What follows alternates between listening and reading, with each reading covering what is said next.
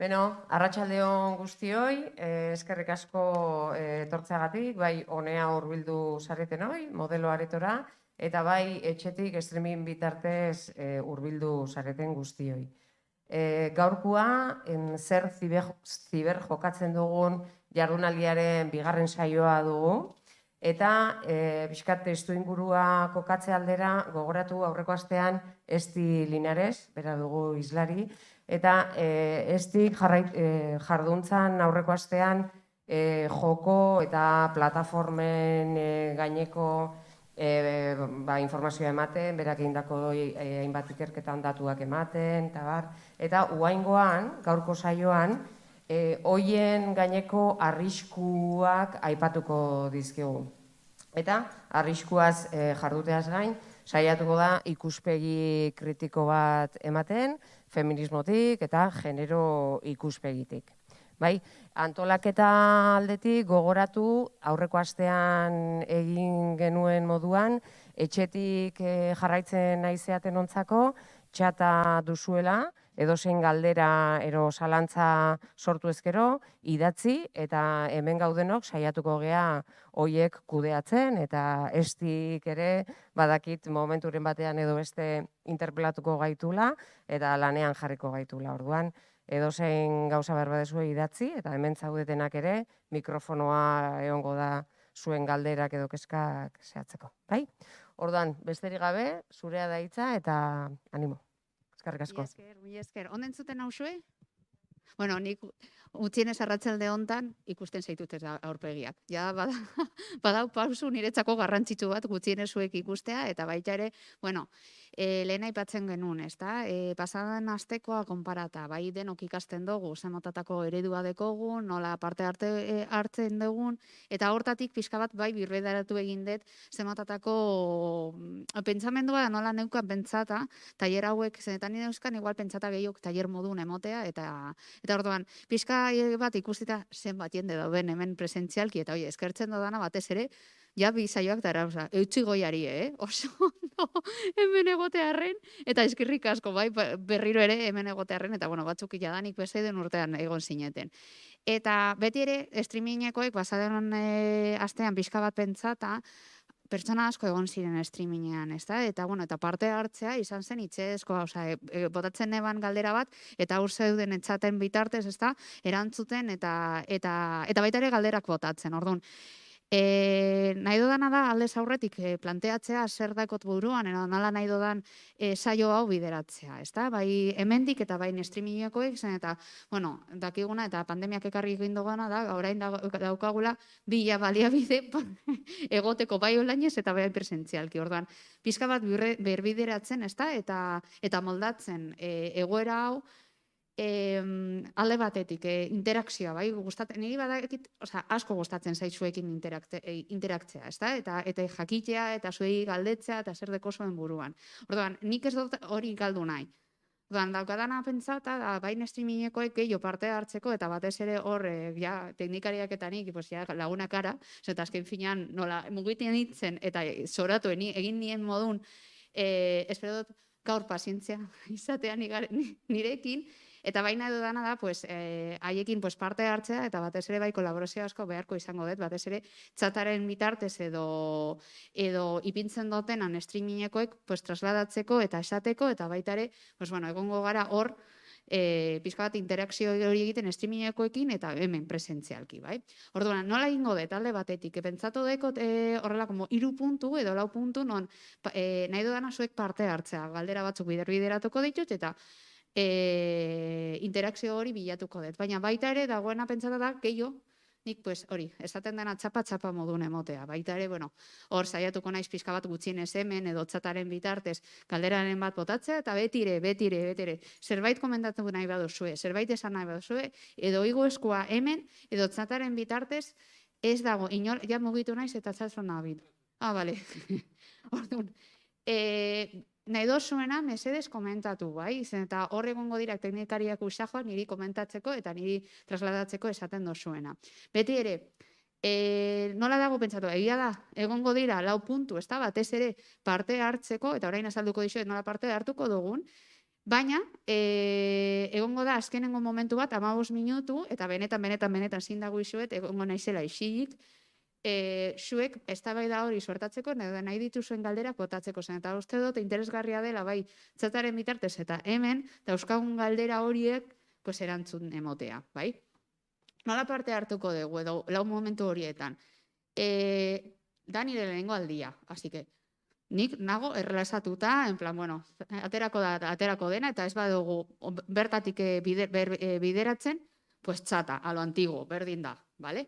Baina badago, eta ja pasatu diet komunikaziokoei, hau da, teknikariei, link bat edo estek bat, eta esteka horren bitartez sartu alzarete, eta bertan edauz galdera batzuk. Bakarrik joango gara pizkanaka, egongo dira 3 galdera, vale? Eta nik esango dizudanean, galdera hau, dauz, erantzunak botatzeko, eta joan alzarete edo mugikorra, ja ikusten ditut mugikor batzuk hemen presentzialki hartu aldezakezue mugikorra, eta hor streamingekoak ez dakit nola jarraitzen ari zareten, baina ordenagailu zeibini aldezakezue estekaren bitartez sartu, eta perbideratzen dizuete zuzenean, bai? Eta hemen presentzialki gaudenok, bakarrik egin behar dozuena da,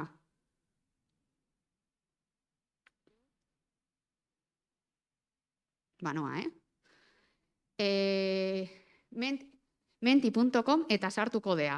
Dauz bi aukera, edo menti.com jotera eta sartu kode hori, edo estekaren bitartez, bale?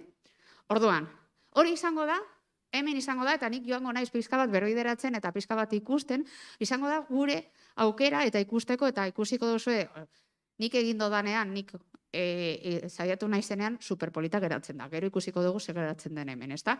Baina, bueno, egingo dugu eta plano bat ikusiko dugu eta mapa bat emango digu zer pentsatzen dugun, bale? Hor ikusiko duzue daudezela kaldera bakoitzaren azpian egongo dira 3 erantzun emoteko pertsona bakoitzeko. Eta gero horrek emango dit erantzunak zuzenki, bai? Ordan horrek emango digu aukera modu batean eta ikustea oso askar ze pentsatzen dugun eta gainera emango digu plano bat, ezta? Zer dagoen atzean. Honekin lotuta, bale? Eta banoa. Gaurko saioa nola dagoen pentsata.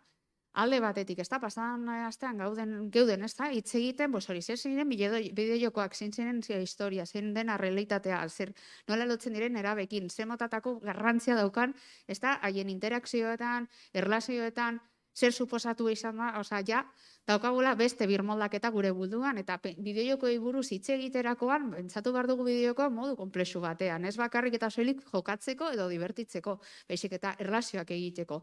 Eta hor egon ginen asko eztabaidatzen zer suposatu egin da, adibidez, gamerrak, zer diren orain gamerrak, zer motatako erreferenteak dituzten, zer suposatzen den bideojokatzea, nola diren online konexioak, ezta? Eta eztabaida hori egiten. Eta baita ere, nahi nebana edo nire nahi zen bizka bat bultzatzea, ez dakit, ikuspegi kritiko, baina ikuspegi konplexua. Hau da, dauzkagula onurak, bideojokoekin edo bideoekin lotuta badauze onura batzuk eta kalte batzuk, ezta? Zen eta azkenean askotan hitz egiten dugunean erabei eta teknologiarekin lotuta beti ikusten dugun, ez dakit, ikuspegi super negatiboa eta nahiko zentratuta hori, kalteetan, arriskuetan, eta egia da, gaur batez ez zentratuko naizela arriskuetan.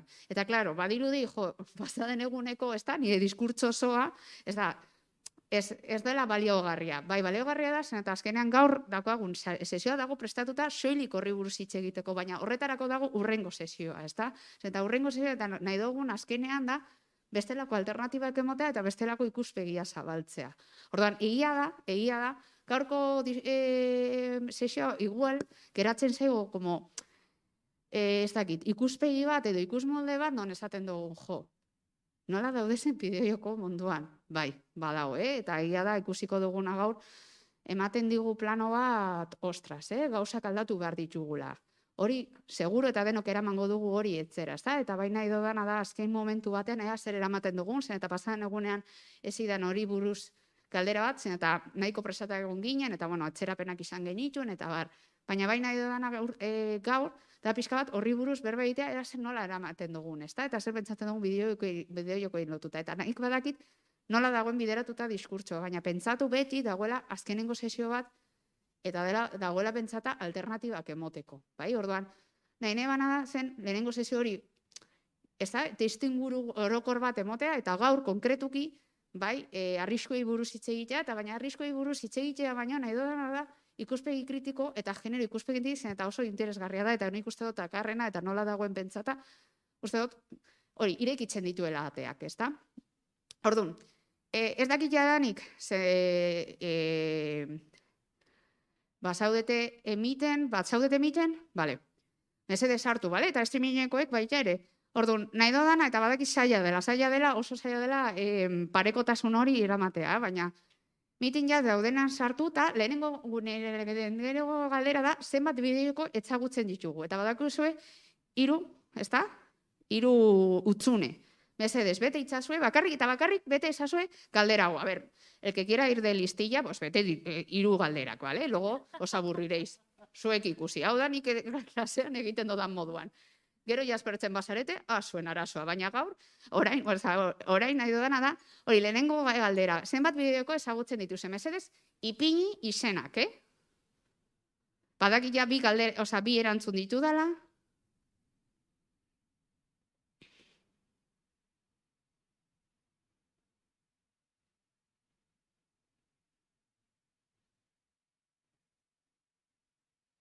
Mesedez, partaidetza. Gutxienez 2. Ez dakit. 4.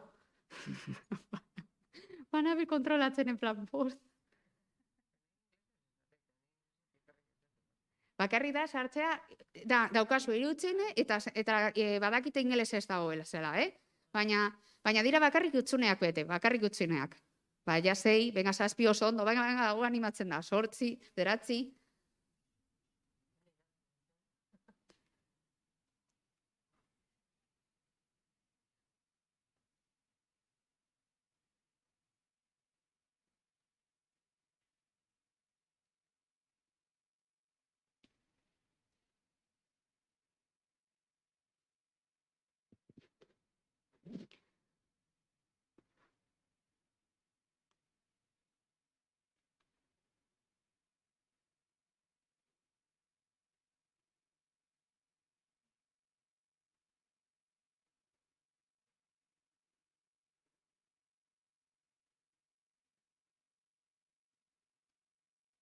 Bueno, hor da hor.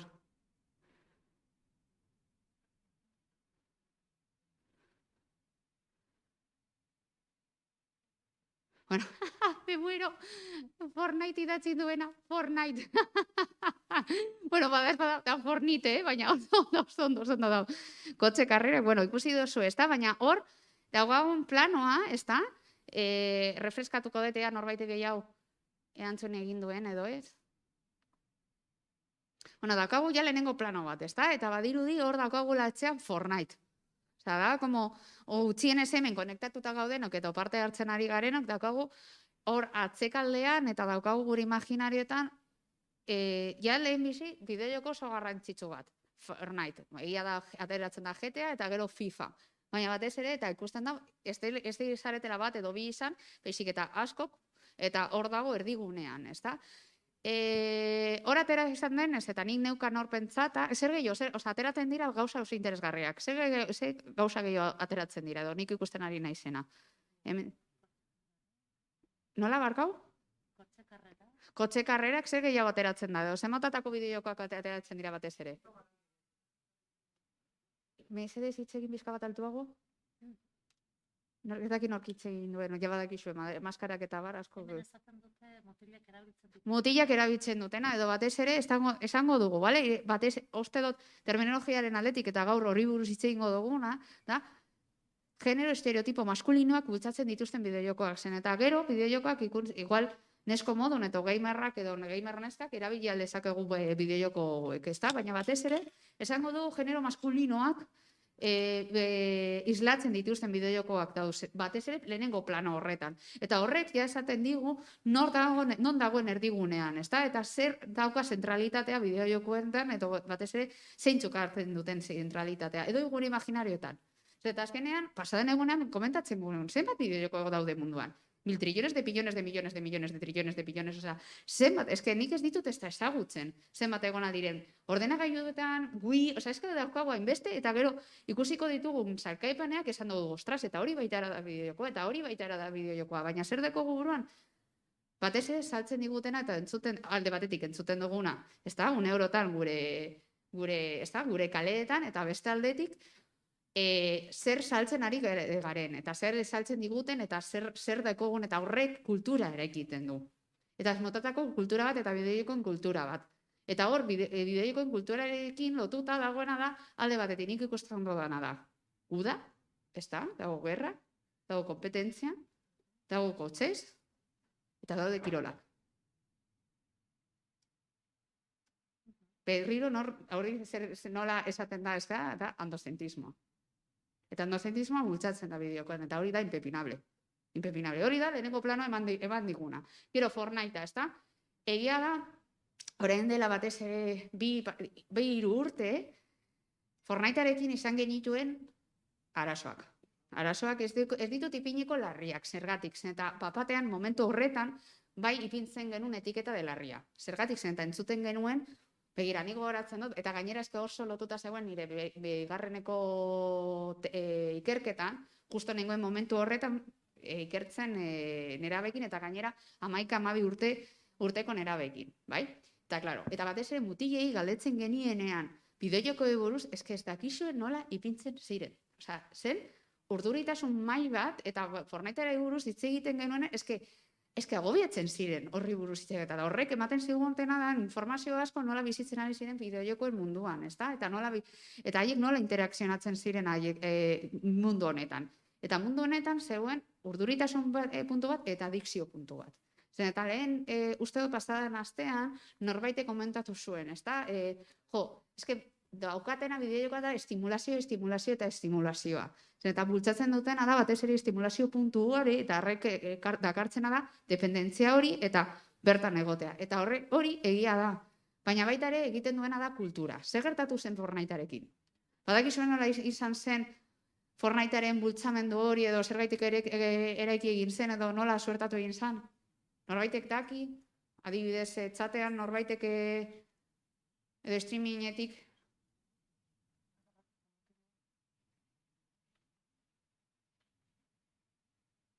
Bueno, Fortnitea batez ere izan zen Japonian hasi izan, bai?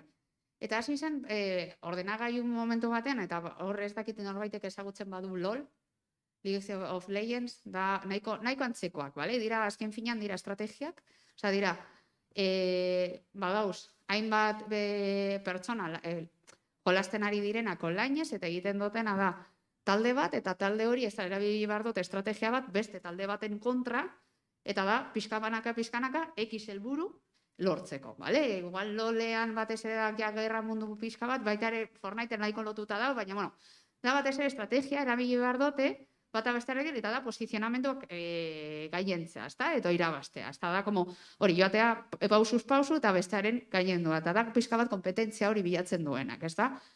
Zer gertatu zen batez ere Fortnitearekin, eta nola mugitu egin zen alde batetik, hor egon zen, eta pasaden astean komentatu genuena izan zen erreferenteak.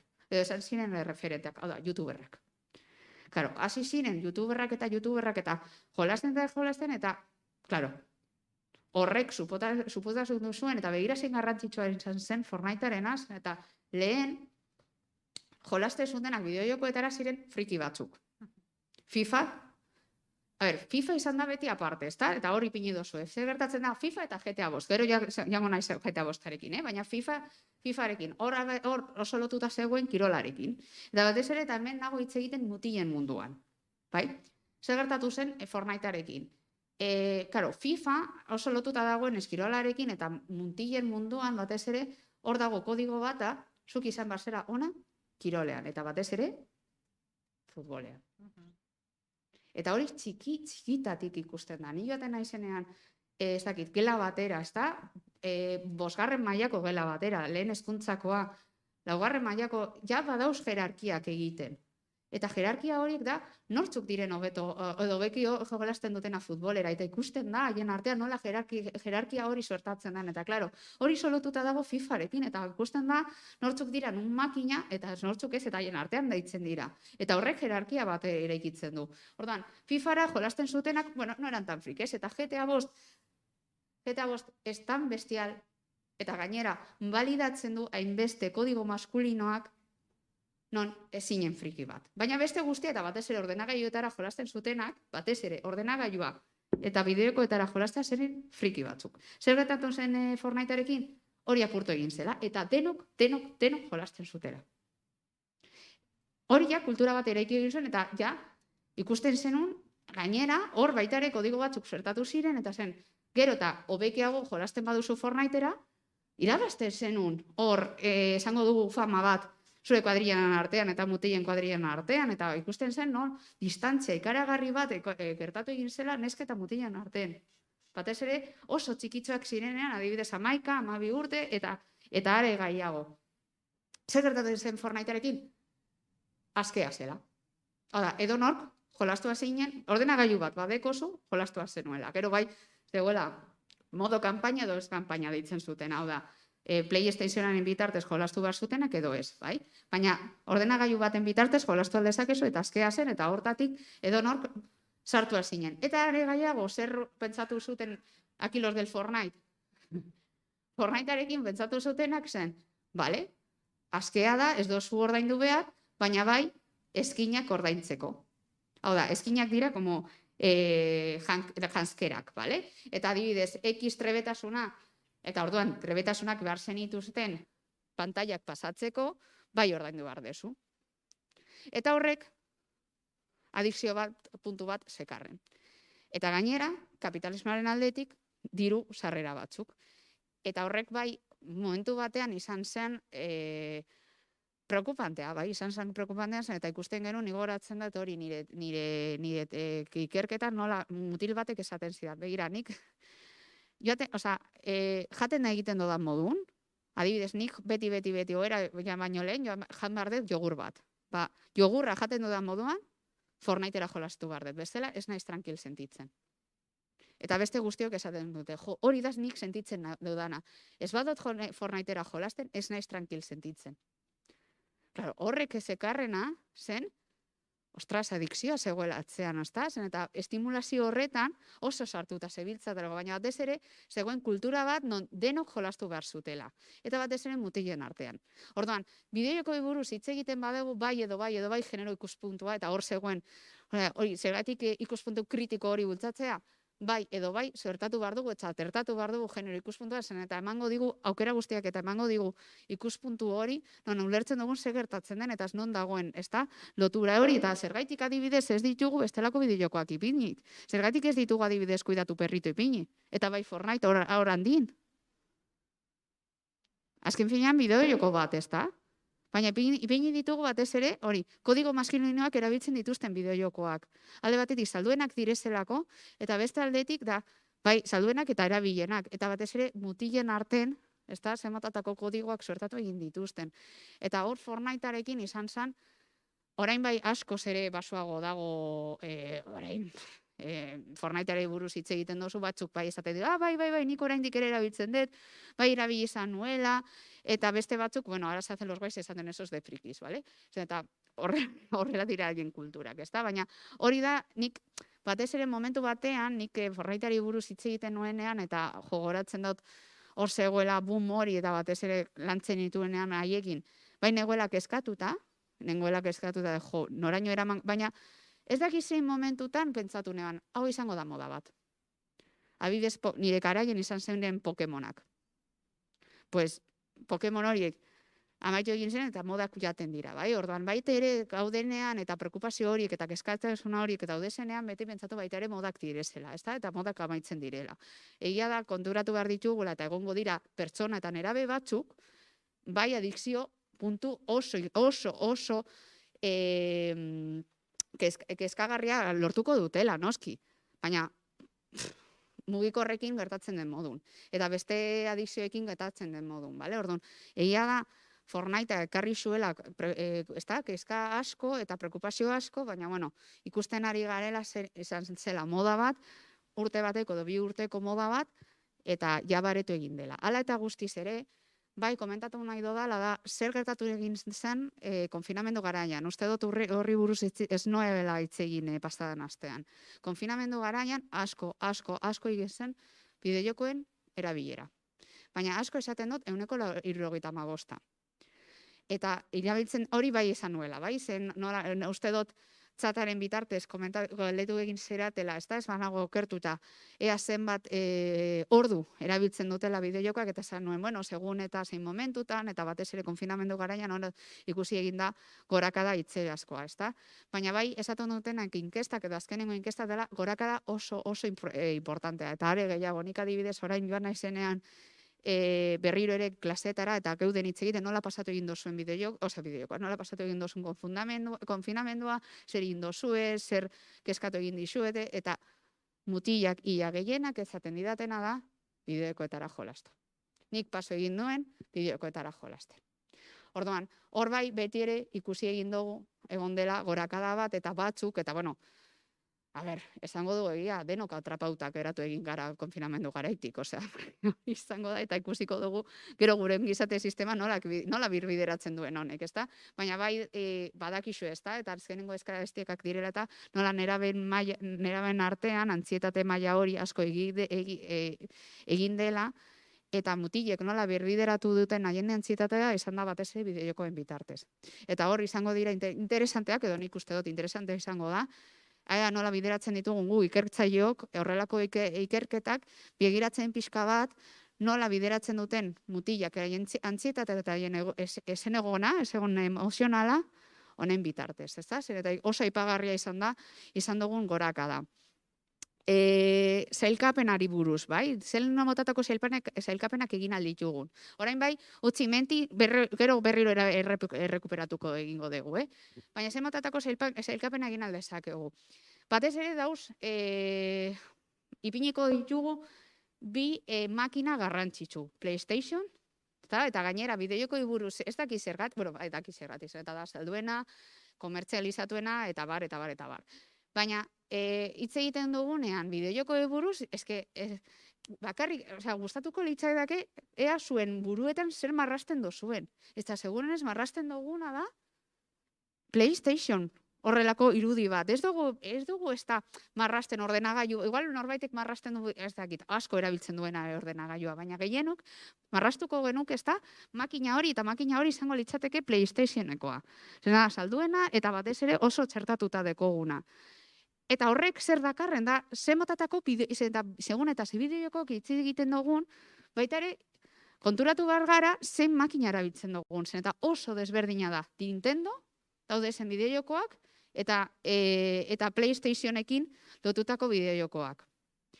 Norbaitek esan aldit igual, ez dakit, bai streamingekoek, edo hemen, zemotatako desberdintasunak, bueno, hori pintzen du, bale, ez di, baina zemotatako desberdintasunak aurkitzen dituzue. Nintendo eta PlayStation.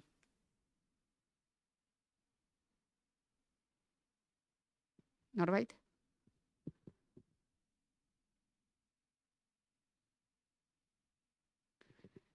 Bueno, ya esango dizuet nik. PlayStationekoak batez ere dira, da ikaragarria, hartu, bakarrik karatulak, bale? Bakarrik karatulak, hartu karatulak.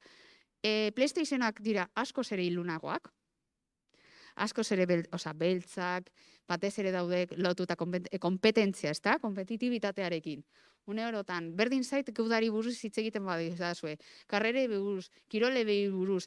Daukatena hor da, esaten dute human egoismo beliko. Hau da, bata bestearen kontra. Ez dago bate ona eta txarrak.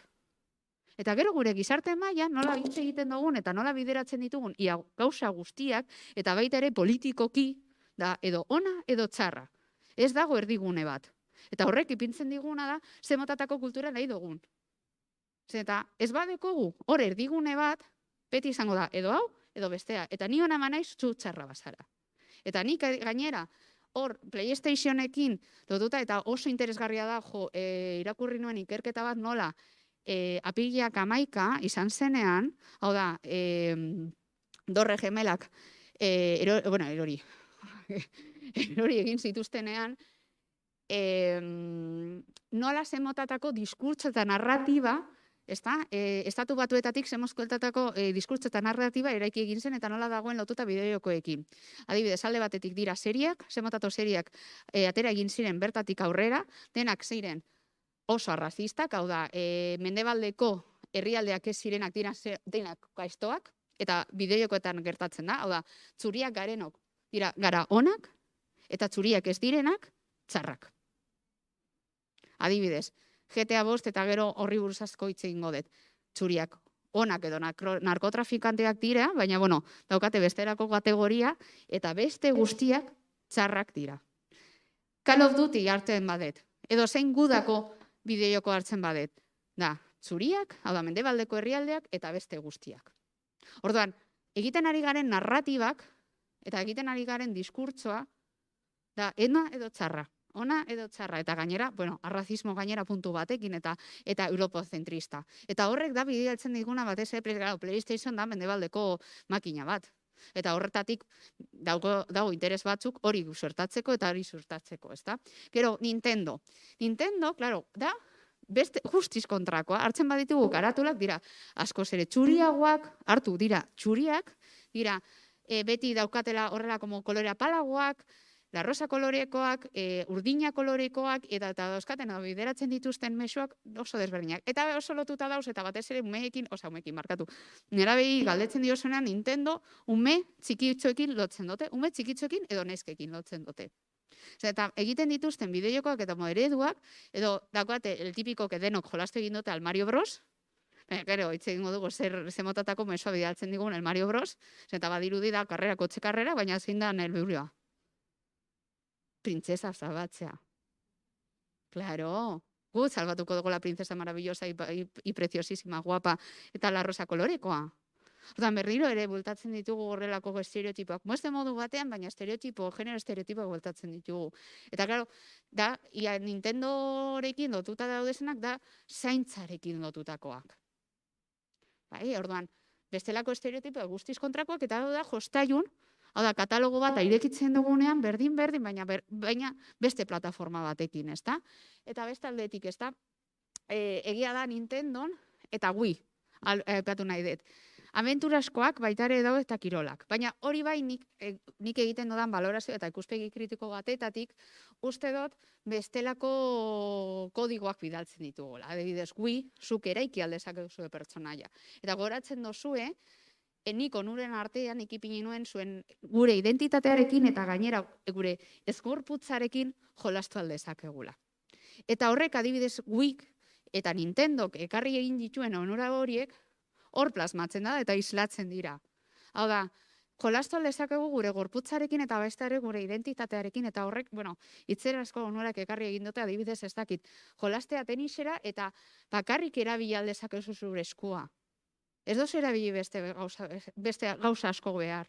Ordan, ostras, horrek ekartzen dituen imaginarioak eta parte hartzea nik ikuste dut adibidez egon naiz urteak eta urteak voluntariotza moduan gorabiden, hau da, aniztasun funtzionala daukaten pertsonekin, eta adibidez guk eneukan Wii, adibidez gorabiden, jolasteko. Eta hientzako zen modu bat parte hartzeko eta sentitzeko kirola egiten zutela. Eta horrek, adibidez, horrezagaitik uste dut, beti ere bideojoko buruz hitz egiten dugunean ikuspegi konplexu hori zabaldu egin behar dugula. Bestaldetik, sakelako, eta klaro, sakelako telefonak eta ordenagailuak.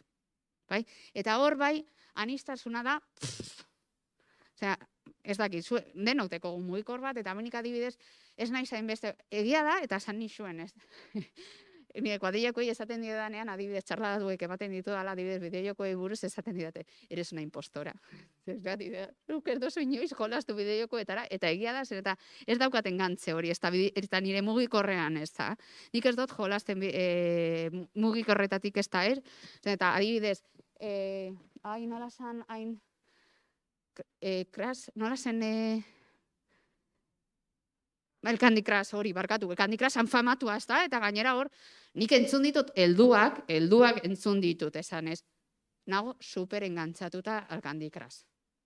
Entzun dut, hori igual justo orain momentu honetan ez, baina, bueno, egon zen momentu bat, non Candy Crush egon, eta el momento de hace 1000 trillones de años, sorte, nikariak batzuk bai ulertuko egingo didatela, al Snake, por Dios. Hori izan zan, ez da, guk adibidez Snakerak bai asko jolastu egin dugu, eta nik bai izan ditut momentu batzuk, igual sakeleko telefonora bai erabili izan dudala, baina beti ere pentsatu, hor daudezela beste bideoak, eta hor dira anistasun dela super zabala. Eta zer dago, sakeleko telefonoan eta ordenagailuan zer aurkitzen dut interesgarria? Askotan ez daudela perfilak. Orain ulertuko duzu zergaitik esaten dudan hain garrantzitsua la perfilak ez daudela. Adibidez, Candy Crush da Candy Crush. Adibidez, jolasten dugunean Tetris dira mugikortasun hori. Eta horrek dakartzen, nik hor bai ikusten dudana dira onurak. Eta egiten ari zarena dira estrategiak pentsatu. Eta modu batean, da, zure, trebetasun kognitiboak, berbideratu, eta hori bai dauzkala gauza onuragarriak, baina batez ere ez daudela perfilak. Hau da, dira, ez dakit, puntu utzu batzuk mugitu behar ditugunak eta zerbait lortu egin behar duguna. Baina, klaro, zer genero ikuspuntua honek egiten duguena,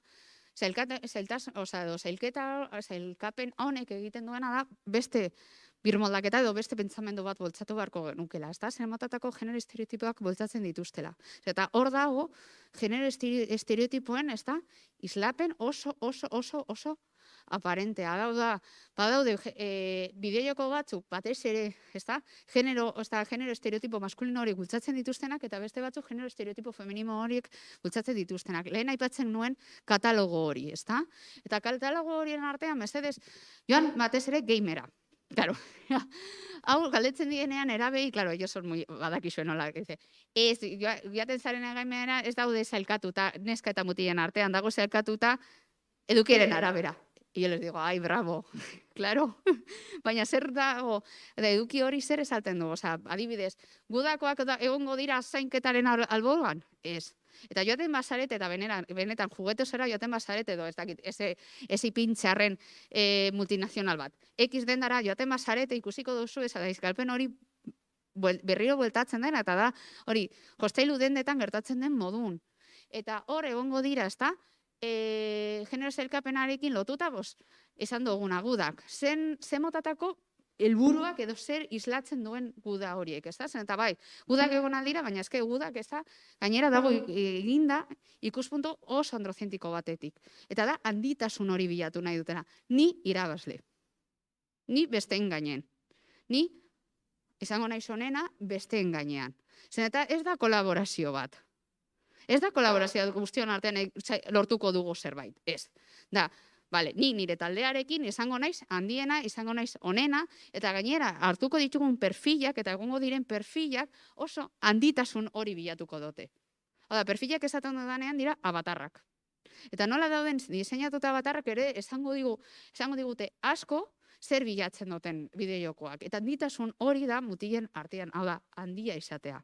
Besteen baino gehiago. Eta besteen garaile esatea.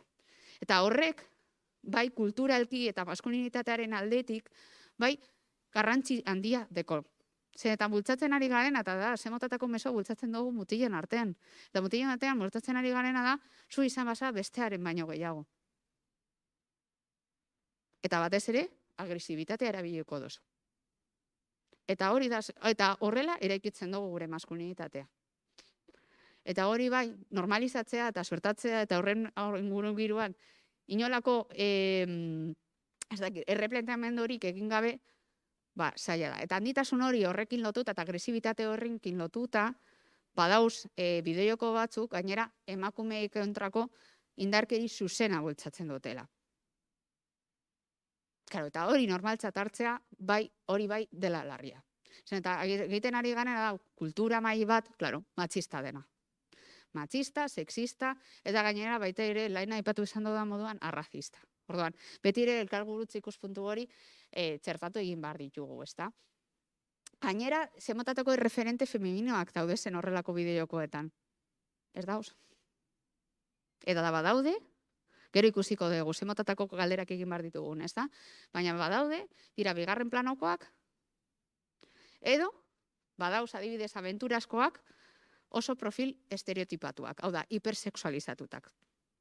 Eta diseinatzen ditugun rolak, edo diseinatzen ditugun, estereotipo edo diseinatzen ditugun avatarrak oso estereotipatuak dauz. Eta horrek bideratzen duena da, ze motatako kultura eraikiten dugun, eta horrek da indarkeri simbolikoa. Hau da, bideojokoetan gertatzen dena eta nola suertatzen den, azkenean hori da indarkeri simbolikoa. Badirudi hor geratzen dena zen, eta bideojoko plataforma batean, eta hori islatzen ari da, baina horrek kultura eraikitzen du. Kultura eraikitzen du, eta batez ere oso normalizatuta dekogunok, daukatenek, eta ez dutenak egiten horrelako replanteamendu bat zer ikusten duten, eta zemotatako indarkeria erabiltzen ariten, edo batez ere zuzenki erabiltzen dutenak, ezta? Karo, kiroletan berriro ere, handitasun hori bilatzen da alde batetik, eta beste aldetik zemotatako erreferenteak, ez dauz erreferente femeninorik. Ez dauz. Adibidez FIFAn, gero ikusiko dugu. Ea, badauz edo ez badauz. Eta nola zaitzen dan. Claro, ez badauz erreferenterik da, berriro pilota berdinean gaude. Hau da, badirudi ez daude futbolariak, badirudi ez daudela. Eta horrela jarraitzen dugu, ezta? Eta aldiz, lehen aipatzen digudan genero sailkapen horretan, eta hor, claro, dago lotuta beste, ezta? Sailkapenekin, batez ere hauek izango dira Nintendokoak, ezta? Hau da, zaintzarekin, esaten duguna, eta hor handiz ipintzen duena, kuidatu perrito, ze profesora, aurrelakoak. Eta baita ere, edertasunarekin daudezenak, ezta? Zen eta asko dauz adibidez barbiarekin, beste asko dauz adibidez makillajearekin lotuta, beste asko dauz adibidez modarekin lotuta, eta hortatik, pues bueno, estereotipo femenino horiek bete ere berriro representatzen. Eta orain, baita ere, sartu behar ditugu Pink Games, esaten direnak, bale? Pink Games dauz lotuta batez ere printzesekin. Están siendo un boom, sobre todo Elsa. Vale? Ez dakit zergatik Frozen izan da hor nesken artean, bueno, badaki zemotatako kodigoak bultzatzen dituen Frozen, eta hortatik badirudi niretzako da pelikularik esango dugu maltsurrena zen, eta badirudi bideratzen duela horrelako mezu alternatibo bat, baina estereotipo berdinak bultatzen ditu, ezta? Eta nesken artean, batez ere, hori, neska txikitxoen artean, Frozen da, ikusi, bakarrik ikusi txikitxoak nola ateratzen diren, eta zemotatako motxilak eramaten duten, eta Elsa irabazten du beste printzesa asko, baina garaile horrela rekorri danditik, ezta? Eta horra adibidez Pink Games, batez ere aurki Nintendok, Disneyrekin lortu izan du horrela loturaren bat, eta badauz bideojoko asko printzesekin lotuta, ezta? Eta berriro bueltatzen dugu, eta islatzen ditu genero estereotipo horiek, ezta? Printzesarekin. Eta horri nola deitzen diogu, eta hau da garrantzitsua, ezta? Zen eta azken finean ez duguna deitzen, ez duguna aipatzen, ez da existitzen. Orduan, beti izendatu behar dugu zer gertatzen den, eta lehen aipatu dut indarkeri simbolikoa. Eta bideojokoan ematen dena da indarkeri simboliko hori. Eta badirudi, ezta? Hor geratzen dena, baina indarkeri simbolikoa, benetan, uste dut, indarkeri guztietatik, alde batetik da, ikuste zinena, eta oso estrukturala delako, baina benetan hemen sartzen digutena. Eta gero, adibidez nik latzen dudanean neskokin, gorputzen ereduak, eta gure gorputza maitatzea, ikusten ditugun minak. Eta zemotatako minak dauzkagun sartuta. Zergatik zen, eta estereotipo guztiak sartu egin dizkigute, eta adibidez bideojokoak dira beste eredu bat. Eta honekin lotuta ez soilik nesken gorputzak, baita ere zer eskatzen diegun mutilei eta nola esan behar diren. Karo, lehena izan dizuet, ez da? Jo, begira antzietatea nola kudeatzen duten. Begira esen egona zer nola kudeatzen duten. Orduan, egiten ari gadena gero emozio ikuspuntu hori, nola lantzen ari diren mutilak haien emozioak, eta ze modutan lantzen ari diren. Eta gainera ze mezu bidaltzen diogun. Eta ze maskulinitate, klaro, gero, arazoak dauz, klasean, klaro. Ze begira zer erabiltzen dituzten, eta zemetatako ereduak dauzkaten. Karo, adibidez, honi buruz lan egiten dodanean, eta indarkeri simbolikoa lan egiten dodanean, mutilei irekitzea, eta irekitzeaien emozioak, eta bestelako maskulinitateak lantzea, oso zaila da, eta daukate oso markatuta zer den adibidez, erreferente buruz hitz egiten genuenean, ez da? Adibidez, neska, zeuskaten, erreferente gisa, youtuber gisa, 1.000 milioi, bale? Osa, hitz egiten zuten, 1.000 milioi youtuberrei buruz. Baina mutileko soilik, zeuden oso lotuta erreferente maskulinetin eta gamerrak zirenekin. Ordan, haien hermetismoa, islatzen zidatena eurotan inkestetan, eta bueno, baitaren lan egiten dodanean mutilekin, oso hermetikoak direla. Zergatik zen, eta ez diego ipini bestelako ereduak. Eta hori adibidez pentsatu, bakari eredu modun, dauzkaten, erreferenteak adibidez marrazki bizidunekin eta pelikulekin. Zenbat, mutil, desberdin, hau da, maskulinitate desberdin horrekin lotzen edo aurkitzen ditugu. Zenbat. Eta aldiz neskaekin gero eta gehiago dauz. Superondo guretzako, klaro. Eta horrek suposatzen du, adibidez, breif bat izatea, como yo, pues superondo, muy bien. Claro, nik gustatuko litzateke momentu horretan bat izatea, eta nik identifikatuko nintzateke guztiz. Baina guk eta gero eta gehiago eta referente gehiago ditugu, baina haiek oraindik ere oso hermetikoak dira, eta gainera begira zemotatako ereduak eta batez ere lotzen dira haien emozioak. Emozioak lotzen ari da agresibitatearekin eta kompetentziarekin. Ordan, lan gehiago egin behar dugu. Hau da, eta lehen aipatzen genuena, zer nola bideratu edo nola aztertu indarkeri simbolikoago. Zer esaten digute, hau da, azterketa sakonak egin dituzten ikerketak. Sexismo implizituari buruz eta sexismo esplizituari buruz hitz egin behar dugu. Sexismo implizitua da edukia, hasi. Nik ipintzen dizuet asko ere argiago. Da, edukia aztertu behar dugu eta sexismo esplizitua da perfilak. Zemotatako perfilak dituzte. Zemotatako galderak bortatu bat ditugu, bale? Sexismo implizitua baztez ere azterketa hori zen eta gero egingo dugu guztiok batera egingo dugu azterketa hau, Hau da, zer motatako edukia dekogun? Nolakoa da? Zein da bere helburua? Zertarako dago eginda? Zer lortu nahi du bideojokoa? Eta horrek emango digu erantzuna. Hau da konpetibitatea, da kooperazioa, da bestearen baino gehiago, hau da, zein eduki. Zein edukia. Eta gero, baitare, aztertu badugu, ea indarkeria agertzen den, ada ez den agertzen. Indarkeri zuzen agertzen da, bai, ala ez. Emakumeen kontrako indarkeria gertatzen da, bai, ala ez. Arrazekiarekin lotutako indarkeria gertatzen da, bai, ala ez, eta horrela. Bai? Eta horrek emango digu, zemotatako edukia ematen duen, eta zemotatako sexismo implizitoa badau, ala ez badau bideojoko horretan. Adibidez, hartuko dut Minecraft. Zein da bere helburua? Eraikuntza. Da eraikuntza, da como Tetris bat, baina horrelako zerbait, baina da, vale, perfecto. Ipiniko dugu tik berdea, vale? Indarkeria ateratzen da? Ez da esaten dizuenik, ez da ateratzen.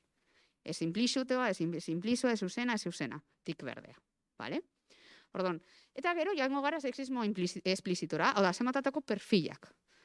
Ateratzen da neska, bai, hori da lehenengo galdera. Zemotatako protagonistak ateratzen dira. Vale, mutilak soilik, zemotatako mutilak. Zemotatako arraza desberdinekoak, bai edo ez, origen desberdinekoak, bai ala ez, klase desberdinekoak, bai ala ez. Claro, aztema gara galdera hauek, geratzen gara honegaz. Dira, ia gehienak txuriak, mutilak eta handiak. Claro, oso, estadistiketan agirtzen da oso emakume gitzi, bakarrik hau deitze egiten emakumeen protagonista modun 5%.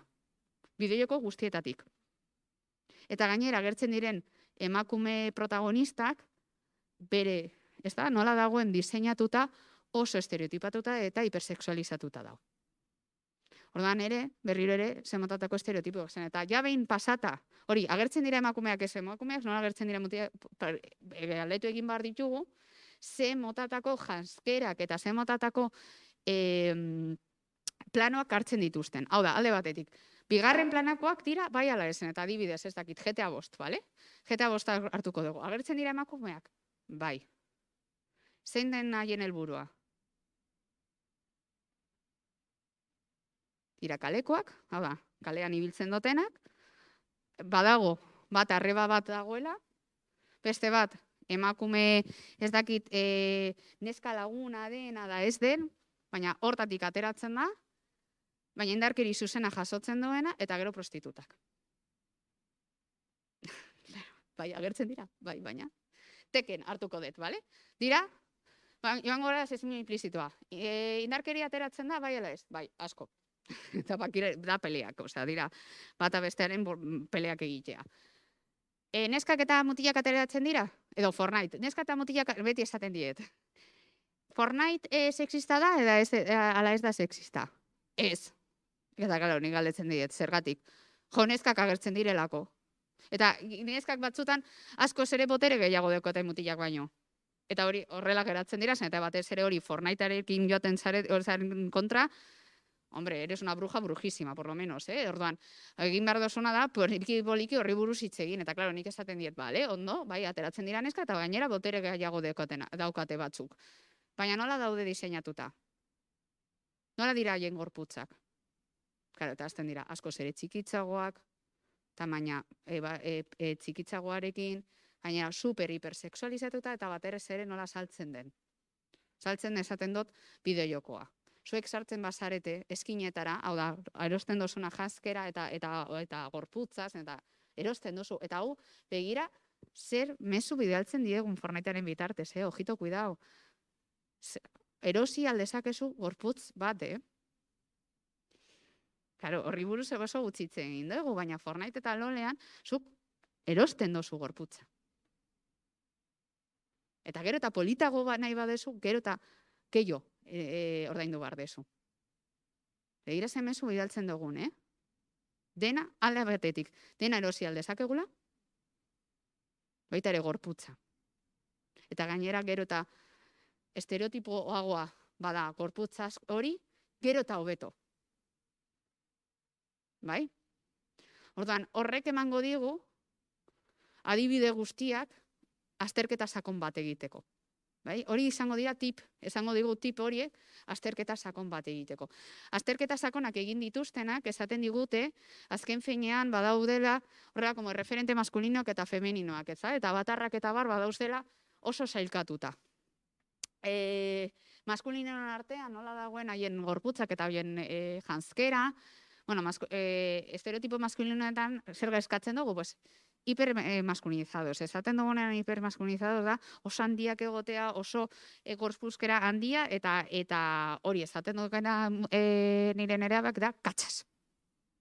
Dar katxas, bale? Orduan, hori batez ere saltzen dena. Edo, bai egia dela, eta nesketan agertzen edo perfil femeninoetan agertzen ez dena, badauz bestelako, ez dakit, gorputzak, esango dute adibidez, lodiagoak, argalagoak, baina, bueno, ez dira esango dugu perfil handikoak, ezta? Baina bai badauz bestelako gorputzak, bale?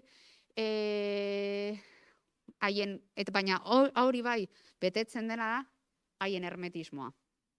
Hau da, baita ere, aurpegia nola ikusten den da oso hermetikak, oso esango dugu gogorrak izatea. Bate gogortasun hori, emozioen aurkako, ez da porfilak markatzen dira, eta horrek lehena ezabatu izan dugun, horrek zer dakarren. Gero, guk emozio buruz hitz egiterakoan, ez da?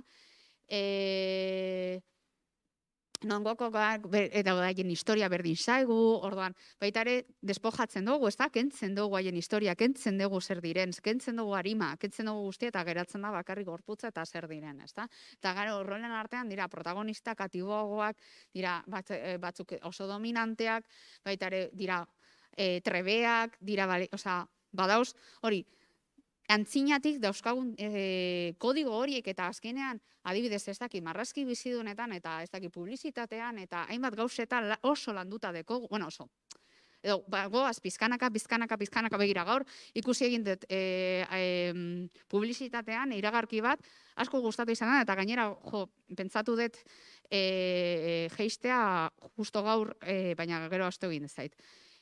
Publizitatean agertzen zen, hori, aita bat jolasten bideojokoetara eta esaten dio ama bere alabari.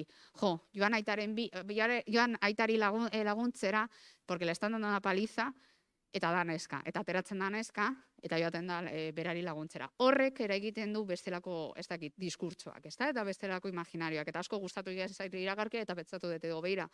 Horrek ematen digu bestelako erreferenteak, ez da? Baina, egia da, oraindik ere guk antzinean geneukana, hemen esker representatzen da eta ez dago kontrolik. Ez dago kontrolik eta batez ere gaudenean hitz egiten emakumeen kontrako indarkeri zuzen agertzen denean. Eta gero ikusiko dugu, demora dekogun bideo txiki bat horrekin lotuta, ezta? Eta nesken aldetik da justo, ezta, kodigo binario horiek hitz egiten dugunean, guztiz kontratukoa. Nesken aldetik dago superhipersexualitatuta, normalean dira mendebaldekoak, gainera agertzen diren gorputzak, dauz, hori, ia janskerarik gabe, adibidez teken, lehen aipatu dut tenken dela pele dena, edo Fortnite, nola gertzen diren haien jaskerak, ez daukat ez da jaskerarik. Ni bete esaten dut, zuek uste duzue hori erosoa dela neska batentzako? Horrela joatea adibidez guda batera? Claro, edo Call of Duty, claro, esate jate, bueno, Call of Duty ez dakiz oso ondo zer den mutila doneska zen, eta zaudet guztiz tapauta, hor, beti nahi didate harrapatzea, ez da? Eta, claro, ni esaten dut, ber, eta hotza? Entzuten da hotza. Zuek jolasten dozuenean, ahotza entzuten dozu eta maskulinoa da. Bai, orduan, baita ere, ahotzak eta hizkuntzak eta zer erabiltzen dugun. Lehen esaten duguna, bale? Hau da GTA 5, zuek bakarrik karatula ikustearren, bale? Eta hor, geratu, lehen aipatu izin ditugun estereotipoak, bai? Begira, ze motatako estereotipoak bultzatzen ditugun GTA 5-tean, Call of Duty, lehen, claro, esaten zidatena, ez da, bueno, Call of Duty ez dakizu oso ondo, hombre, karatulan ikusten da, zuzenki, eta hori gogortasun hori, maila hori, handitasun hori, eta gero, da baitare, imaginari hori, eta FIFA, ateratzen da erreferente neska bat, karatulan ez. Ezta? Eta berriro ere bueltatzen dugu. Mario Bros lehen aipatzen genuen, igual izan alda, ez da? Eta zekenean da Mario Bros da kotxeak eta karrerak egitea, baina zein da albere helburua. Eta gero, aipatzen genituen Nintendo. Ezta? Ikusten dozuen nola asko ere txuriagoak, kolore apalagoak, eta zen motatako, ezta? Bidatzen dituzten. Honekin lotuta, bai, nahi dudana da, lehen aipatzen genuen indarkeri puntu hori, oso gutxi piniko dezen, eta niretzako gogorra da, Ez da entzuten? Zergaitik ez da entzuten?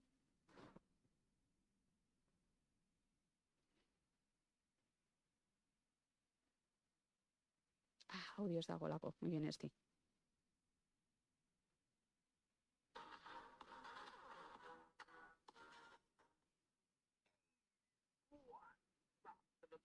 Nuevo video gameplay de GTA 5 Online, chavos, el día de hoy. Apenas acaba de ser de noche, como no hay hasta la una, se está empezando a hacer como una serie de se pone una histórica, y el día de hoy, ¿saben qué significa, no? Que se anochezca. Bueno, dirán, guacha, no sé, tal vez haya mucho rateo, no, hoy hay un rateo madre, así que... Esti, jarri zure mikrofonoa horrena joari. Bale, itxoin. Eta non dago... Al fondo. Vamos a ir ahorita a buscar unas putillas y a tirar palo, que realmente tengo muchas ganas, y no solamente en el juego, así que vamos. Podrán estar las malditas putas. De hecho, podrán estar aquí, ¿no? Esta tiene que ser puta. ¿Vamos? No, no es puta. Esta sí, ¿no? A ver, venga. Vete a la mierda, pues, pendeja. ¿Por qué no hay putas? Se supone que aquí deberían de haber putas, porque aquí está el pinche table ese. Vamos a ver por aquí, por las esquinas, a ver si hay algo que se mueva rico. Un culito.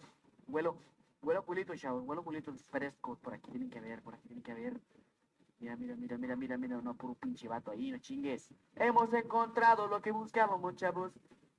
¡Ey! Ojo, súbanse las dos, se podrá subir las dos. Es que como se suban las dos, chavos. A ver. Dios mío, quiero la otra, yo quiero la rubia. Dice que me va a dar el culito con tal vez que llegue a un lugar más cerrado, así de que vamos a, por aquí tiene que haber, porque aquí es donde está el tren, entonces el tren. What? Pensé que venía el tren. A ver, venga. Vamos a verla por aquí, a ver, vamos a ponerlo en primera persona para ver si la morra está bien o no. Oye, ¿cómo te llamas, Yo me llamo WhatsApp, tengo un pene enorme y un canal. Vale, hortaraino, bai. Claro, ja ez bakarrik da berak nola, ez da, zer esaten ari den, eta bera da youtuber bat, jarraitua, gainera. Eta batez ere, begira zer islatzen ari garen bakarrik horrekin da. Edozein neska ateratzen dela kalean, edozein neska, begira zerekin lotzen dugu. Osa, bideojoko bera horrekin lotzen du, ez da bakarrik youtuber honek, baizik eta bideojoko berak ez dakizu bakarrik dekosun referentzia da, kalean bakarrik doan neska prostituta bat izan alda. Eta are gaiago, bakarrik doan neska eta janzkera tipo bat dekona, seguro prostituta batela. Eta bueno, egin aldezakezuna baita ere emakumearen gorputzarekin eta nola lotzen den eta zein puntutan, eta zein lekutan uzten duen emakumeen gorputza oso evidentea da. Oso evidentea da. Orduan, hor dago indarkeria oso zuzena, eta niri bai, askotan, tranquil egon zen eta badakin, eta hau da salduena, da bideoko salduena historian zara, eta nik uste dut, seguren hemen daudezen teknikariak asko jolastu egin dutela jaitea bostera, edo niko de kuadrillokoek gutxienez, bai, asko jolastu egin dute, eta egia da horrek jolastera ez dizu eramaten, ez dakit, horrelako jarrerak izatera, Horri ez dago lotura zuzena. Baina bai, klaro, normalizazio puntu batera bai lortua dezako, eta bai daude batzuk, mutil batzuk, eta hor bai dela, batzuk, bale? Bai, hau, mesedez, azpimarratu batzuk, oso normalizatuta daizkotela horrelako jarrerak, eta gainera barre egiten dutela, eta honi buruz, eta broma baten, adibidez, eta hau asko gertatzen zitzaidan, adibidez, eta ez da badea taldeetan, eta honi buruz lan egiten genuena, eta horri buruz hitz egiten genuena, beti zeuden barrezka, mutien artean, eta beti zeuden hor bromaktan zen prostituta bat izatea, eta nola erabilaldezakeen gora. Bai, gero, haiekin, modu sakonean lantzen genuenean horri buruz, eta berba egiten genuenean, desmetifikatuen zutela, baina, bai, ostras, bazegoen bromak horiek, eta barre egiten zuten nola, jolastu alzutela emakumeen gorputzekin. Eta hori bai nik uste dut kezkagarria dela, eta hori normalizazio hori lotzea, kezkagarria, eta badakigu denok zein den bideojoko hori, Honekin lotuta, aber nola goaz denboragaz, berriro mesedez hartu menti. Eta izango da bigarren galdera,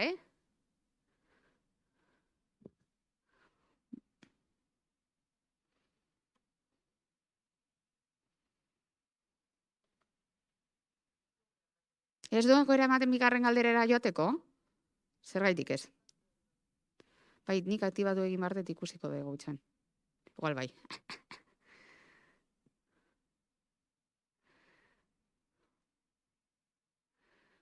Animo. Orain? Bale, ni nintzen, bai, barkatu. Zenbat youtuber, hau da, zenbat gamer, youtuber ezagutzen dituzu, eta ipini izenak, bale?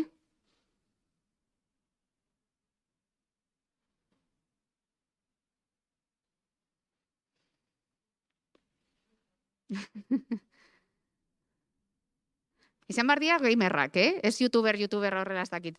Bueno, el Rubius bai jolasten gamerra da. Baina ez dakit, Auronplay. Pues Auronplay oso gutxi jolastu du noiz bait, baina... Bai? Ah.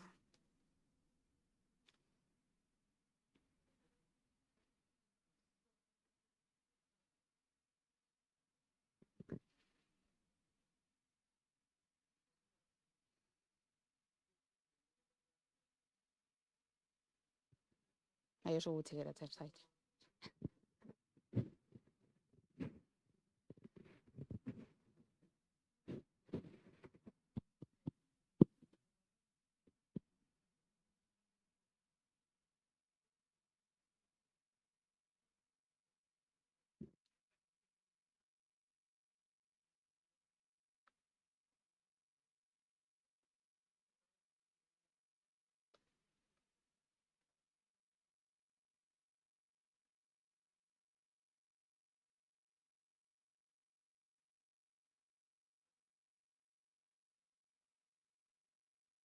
A ver.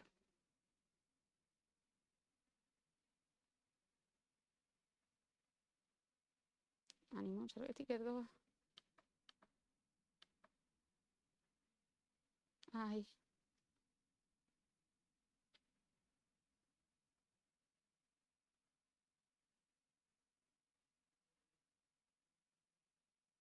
Zergaitik ez doa. Bazebilen.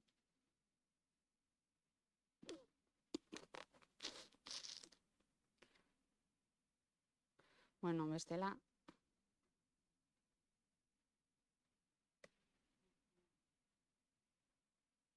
Gainera masei, erantzun duzue bestean baino gehiago, venga, animo.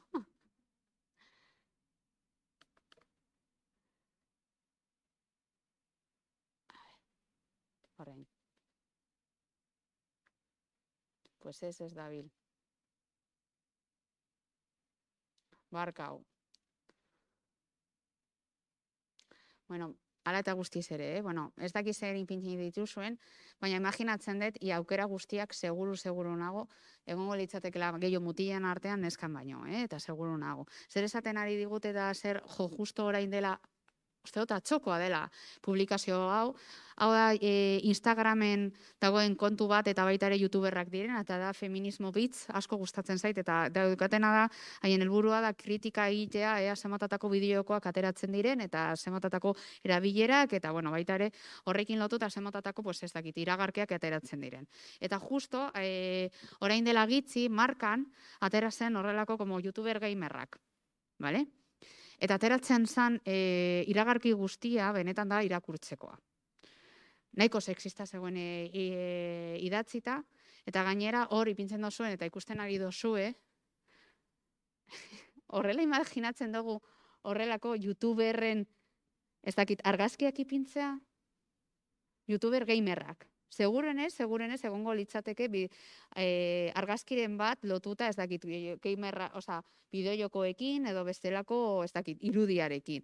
Eta batez ere oso hipersexualizatuta dauz argazkia gehienak, ezta? Hori alde batetik eta beste aldetik aipatzen zen, bueno, claro, nesken papera edo profila ez dira hainonak youtuber gamerrak bezala. Horrela como zerbait esaten zuen, ezta? Eta hauek aipatzen dute, pues oso gutxi hitz egiten da, eta oso gutxi ikertu egin dela, baina kristalesko sabai batei buruz hitz egiten ari dela youtuber eta gamerren arteko mundu horretan, ezta? Eta eske fokua ipini behar dugu horretan, ezta? Eta jo justo atzo geuden hitz egiten, hori, orain badakizue liga hori, la superliga aterako dela, futbol, eta bat hitz egiten ari garen horregaz, eta klaro, ni kuadrilan artean, esaten ari ziren, eske diru atera behar dutez, eta generazio berriek, azkenean nahi dutena izatea ez dira futbolariak, dira youtuberrak izatea edo gamerrak izatea.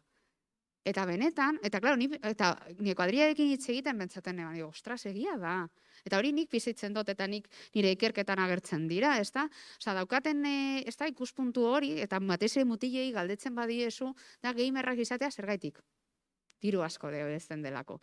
Orduan, niri baik eskatzen dauen, da alde batetik, da, hain txikiak izaten, haien helburua izatea bakarrik eta soilik dirua irabaztea, hain txikiak izanik, ez dakit, oza, daukazu, txikiak izaten zarenean daukazu mila, ez dakit, espektatiba, gero egiten dira, ez da, baina gutxienez amestea, ez da, hor dago, baina gamerra izatea, baina batez ere zergatik zen, eta batez ere gamerrek esaten dute zenbat irabazten duten, zen, eta, oza, superklaro esaten dute, honengatik irabazi dut ez dakizer, eta hau, streaming hau eginez, egin dut ez dakizer, eta gainera edo nork izan alda streamer. Karo, saltzen ari garen perfila da, da, estatu batuetan saltzen zen eredua, hau da, cualquiera puede ser rico. Da, ideia berdina, ideia oso meritokratikoa, hau da, zuk egin aldezakezu nahi dozuna, eta ez da egia, eta ez da horrela. Eta, karo, horri buruz eta espektatiba hori, eta gainera, kristalesko zabaiari buruz oso garrantzitsua da hitz egitea. Alde batetik ez daukatela aukera berdinak, eta ez direlako berdin ikusten gamer neskak eta gamer mutilak. Adibidez, nire bertan ateratzen zen modun, hemen dago neska batek, ez daigu demararik emoten, baina neska honek da gamerra, eta bera kontatzen du zematatako irainak jaso izan ditu gamerrak izanik, adibidez plataforma batean konektatu egin denean, ezta?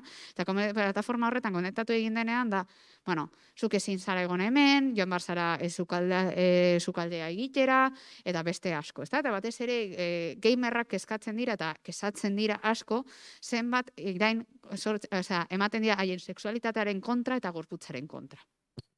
Esti, Bai, bueno, gerorako, iritsi zaizkigu txataren bidez, momentin ezin izan dute idatzi, baino txataren bidez... bale, iritsi zaizkigu utzi zegoen. Bai.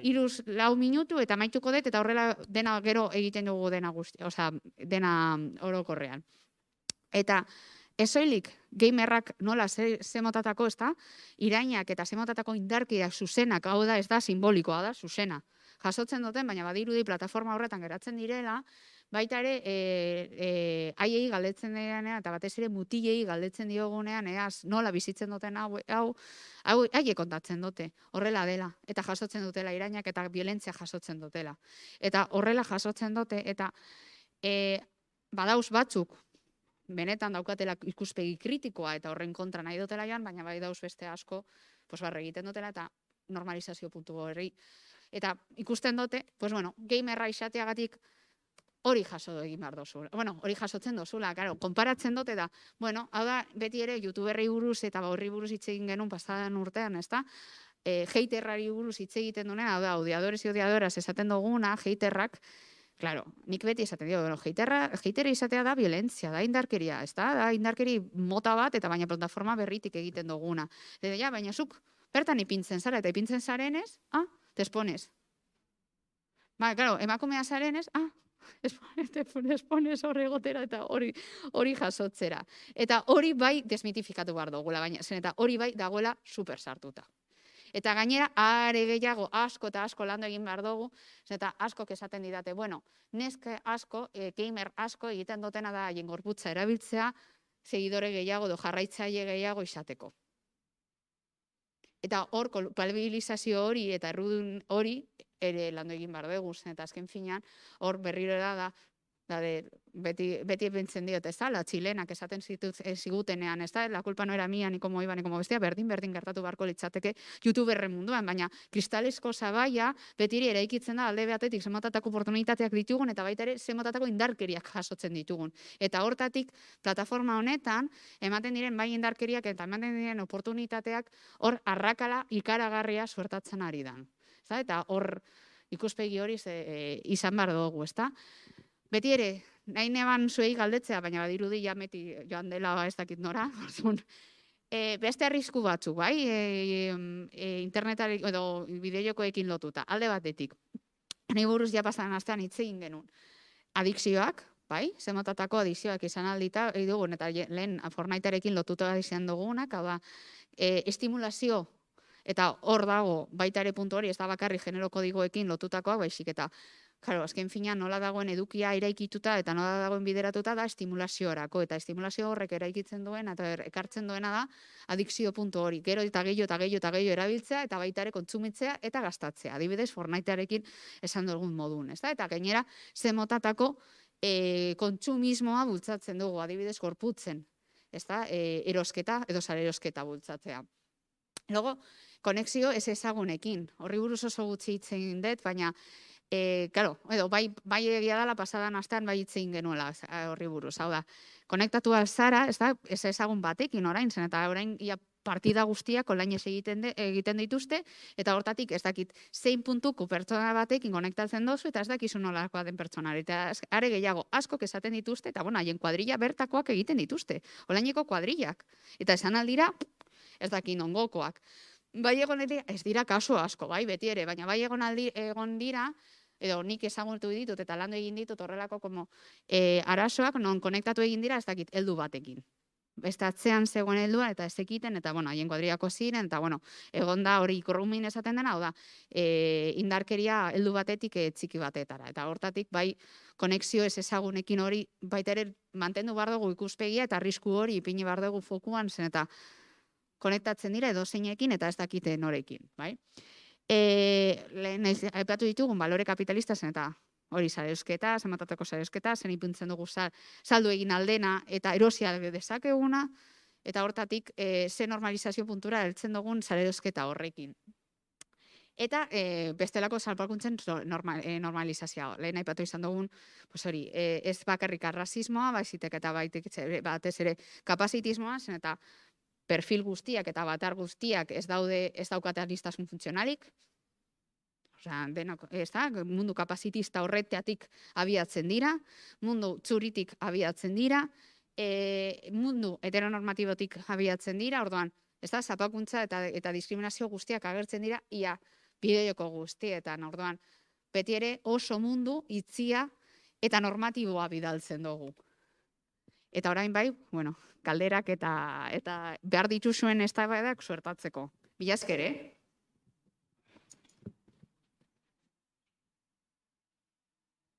Esterminen bitartez indako hiek eta zukatxatuko dituzu, eta hemen Bai. zaudetenak niri eskatu zea, eta pasako dizut mikrofona. Bueno, hemendik komentatu dizkigute lehenengo galdetzen zenituen streamer ezagunen izenak, gamerrak, eta iritsi zaizkigu 4. bai. Aldetik Ibai Llanos, Bai, Gref, bai, Vegeta eta Destri. bai, denak mutilak. Bai. Eta bai, lehen nire kuadrillakoa, bai.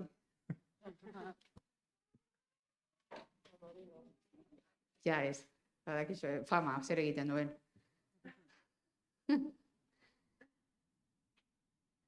Bale, bestelakorik galderak edo ez dakit, bai gustatuko litzateke, galderak botatzeaz, zerbaiti buruz gehiago zentratzea, sakontzea nahi baduzuez, eta ja azkenean bai naiz pixka bat askarrago.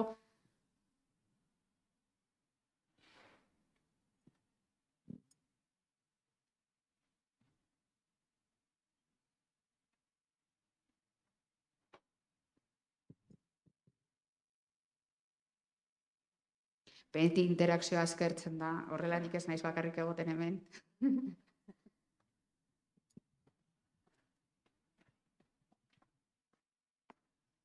Mi esker. Kaixo, arratsaldean. Eskerrik asko azalpenagatik, oso interesgarria. Genero ikuspuntutik eta violentzia esplizitoa, implizitoa hori guztia landu daiteke, ez? Esan nahi, ni jarri naiteke semearekin alboan eta aztertu berarekin eta galditu daiteke elkarrizketa hortan edo zer egin daiteke gehiago.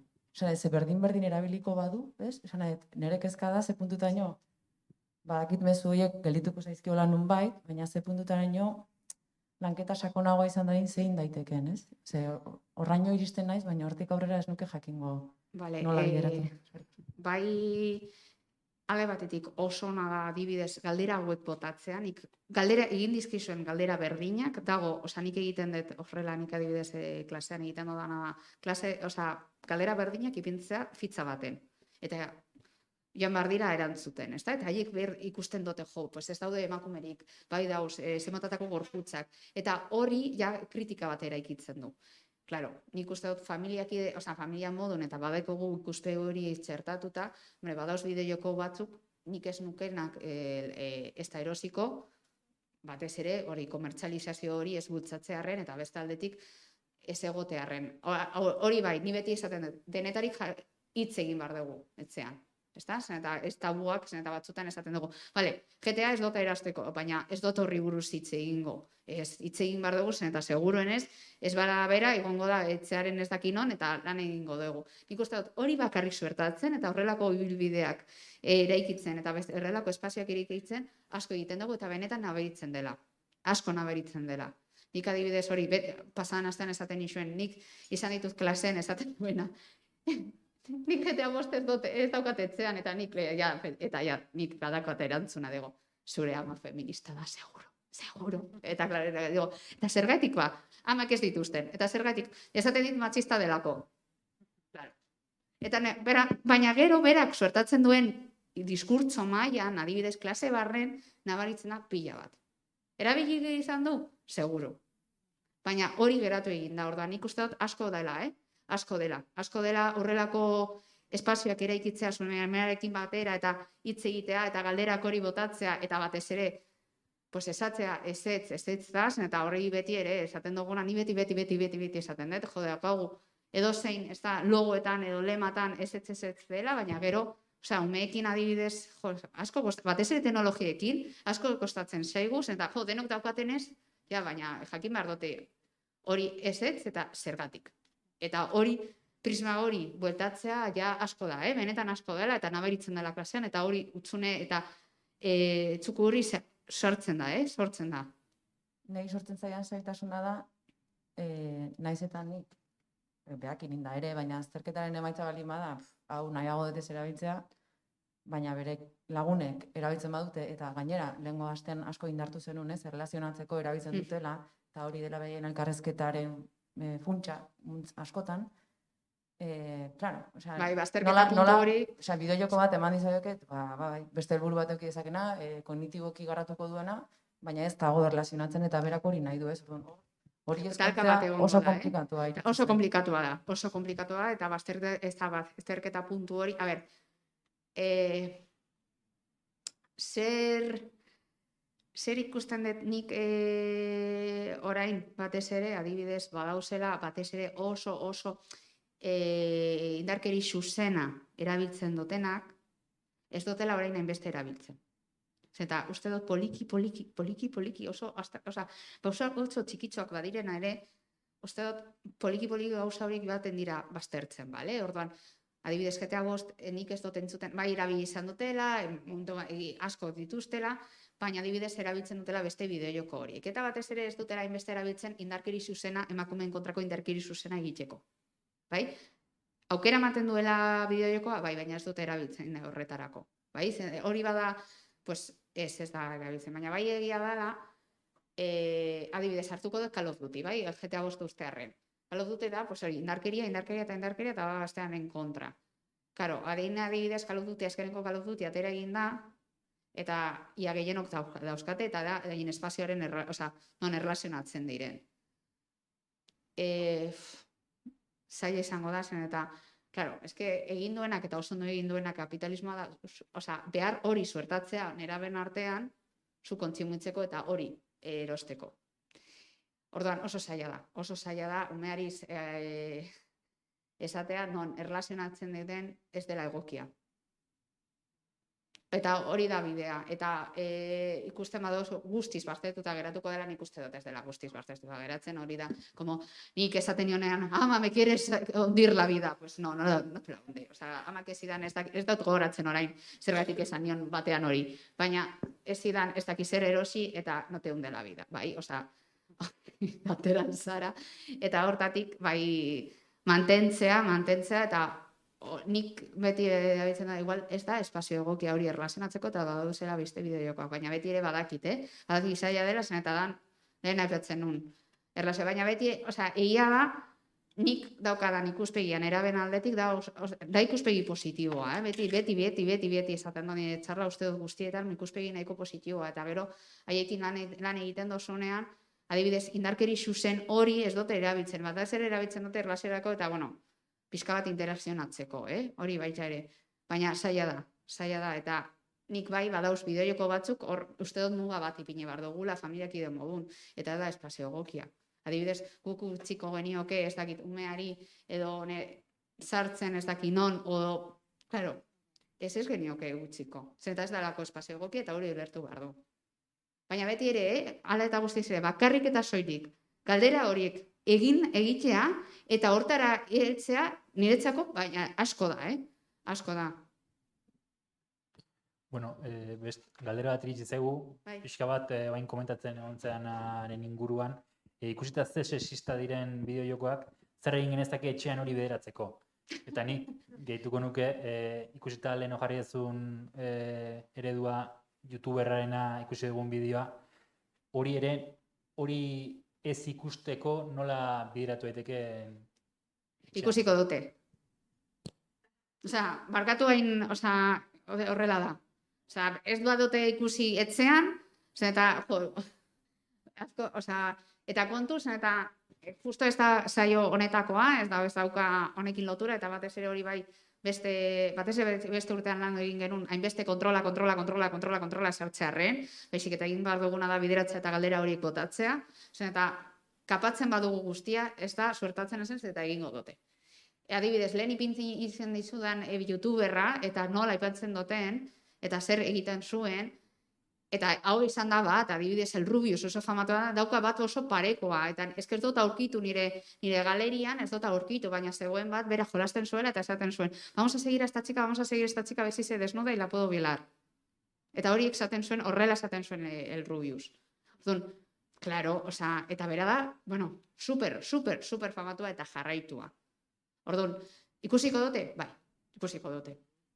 Baina hain garrantzitsua da hori ikuspegi kritikoa suertatzea eta bakarrik galderak botatzea eta horrelako espazioak eraikitzea eta alternatibak emotea. Uste dut hor dagoela bidea zen eta kapatzea ez da bidea zen eta ikusiko dute, ez bada hemen etzean ikusiko dute lagunen gainean edo ez dakit, gelan bertan horri buruz hitz egiten dutelako. Horri buruz bakarrik hitz egiten dutelako eta gainera badakizude la curiosidad mató al gato. Eta bakarrik esateagatik ezetz eta ezin dozu hau ikusiko dozu. Osa ikusiko dute.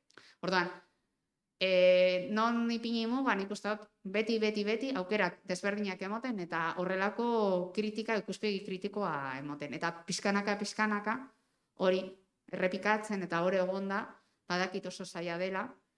Eta eske lehen esan nixuen, lehenengo saiotik esan nixuen, gaude borrokatzen Goliaten kontra, Eta uste dut dagoenean kritika batez ere kapatu behar duguna da bideojokoen industria. Kontrol gehiago esarriko beharko, hor bai kontrol gehiago esarriko beharko genituzke edo bestelako irizpide batzuk.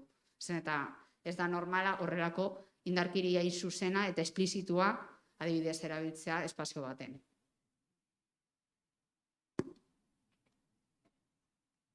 Besterik? Bueno, etxekoak bestelako galderarik eta bertakoak ez baitugu, eta ondo irutzen zaizue, ordua iritsi zaigu, 8 dira, eskerrik asko esti, oso interesgarria, abisatu diguzu, gorpuzkerak akaso zerbait sentitu guzula, ni otzitu inaiz, ez dakita izekirotu da den, edo hemen entzun da geratu naiz, nahiko, baina benetan oso interesgarria eta ikasteko aukera paregabea. Hasieran hastu zait, gogoratzea ebaluazio horri batzuk osatua daudela, eta gaur etorri zeaten nahi baduzute bigarren saiontan gaur bertan ebaluazio hori bete edo amaierako utzi, eta etxekoak ere uste estreminen bitartez ere aukera badakazu. Zerbait esateko dakazu, Mikel? Bai, horren inguruan, ebaluazioaren inguruan, ointxe bidali dugu... Horein ateratzen da zuen erantzunak. Barkatu, jarraitu. Bidali dugu esteka ebaluaketa egiteko, horrak azute txatean, da eskatuko genuke betetzea. Eskerrik asko eta ondo iritsi bazaizue, hemen utziko dugu, eta datorren asteazkenean berriro elkar ikusiko dugu. Mila esker eta ondo izan. Agur.